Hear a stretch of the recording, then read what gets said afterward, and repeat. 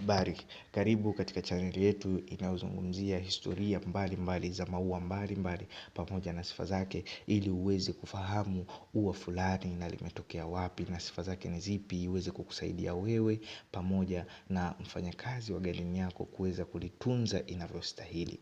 Leo moja kwa moja tutazungumzia historia ambayo inahusu ua la palm ya Bismarck. Historia inaturudisha katika karne ya 19, kipindi ambacho wazungu katika karne hii ikiwemo Wajerumani, Wafaransa na Waingereza walikuwa wana mpango mkakati wa kuchunguza na kuorodhesha mimea inayopatikana Afrika. Na ikumbuke ya kwamba ilikuwa ni kawaida yao kukuta mmea na kuupa jina la mtu fulani kutokana na nature na sifa za mmea huo. Ikumbukwe karne ya 19 duniani kulikuwa na mtu maarufu sana aliyekuwa ni waziri mkuu wa Prussia kwa jina aliyekuwa anaitwa Otto von Bismarck. Mtu huyu alikuwa anasifika kwa nguvu, heshima na uimara, ambao akapewa jina la kwamba yeye ni baba wa Ujerumani kwa kuunganisha majimbo ya Kijerumani kuwa taifa moja. Ndipo mnamo miaka ya mwishoni mwa mwaka 1800, kipindi hicho huyu bwana Otto von Bismarck alikuwa katika ubora wake. Wakagundua wanasayansi hawa, wazungu hawa waliokuwa wanafanya mpango wa kuorodhesha mimea katika bara la Afrika, mti huo polini katika kisiwa kimoja cha Madagascar, kisiwa maarufu sana duniani. Waliukuta mti huu katika pori, then ukawa unaonekana ni mti wenye shina imara, majani makubwa ya kifahari, na unaonekana ni mti wenye nature ya ufalme. Wataalamu wakaona unafaa kubeba jina la mtu mwenye hadhi kama bwana Otto von Bismarck. Ndipo wakaupa jina la Bismarckia nobilis. Ukiangalia jina la Bismarckia limetoholewa kutoka kwenye jina la Bismarck, bwana Otto von mwenyewe, Otto von Bismarck.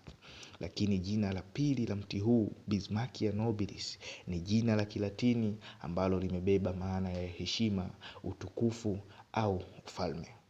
Hivyo ni wazi ya kuwa jina la Bismarckia nobilis limetoholewa kutokana na sifa ya uimara wa mti huu, uimara wa rangi zake, na pia uimara wa majani yake, na rangi zake zinaonekana kama ni rangi za kifalme. Na wakati huo Otto von Bismarck alikuwa ni mtu mwenye hadhi kubwa katika uongozi. Tuangalie sifa za mti huu. Mti huu una sifa ya kukua taratibu sana katika kipindi chake cha mwanzo baada ya kuupanda. Pia mti huu ukishafika saizi ya kati una tabia ya kwenda kwa wastani wa katikati katika ukuaji wake. Lakini mti huu unazalishwa tu pale ambapo unazaa mbegu, na mbegu zinapandwa, na mbegu zake huchukua muda mrefu mpaka kuchipua. Hii ndio Bismarckia nobilis. Hupendwa sana kupandwa katika sehemu ambazo ni za wazi. Hazipendi kupandwa sehemu ambazo zina concentration, zina sehemu ambazo kuna ukuta wa nyumba, maana huwa na mizizi mirefu yenye kuharibu.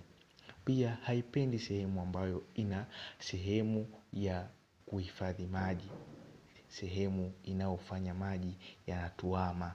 Hupenda sana sehemu kame na hustahimili ukame. Ua hili ni ua zuri ambapo utalipanda likiwa wazi.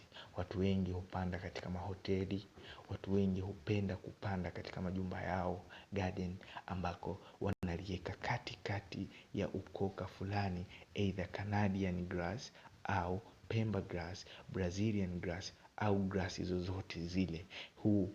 Hupenda sana na hupendeza sana. Usichoke kuangalia video hizi, na tunakuomba upate kusubscribe ili upate information na history mbalimbali za maua. Mimi ni Abu Nabir, karibu tena.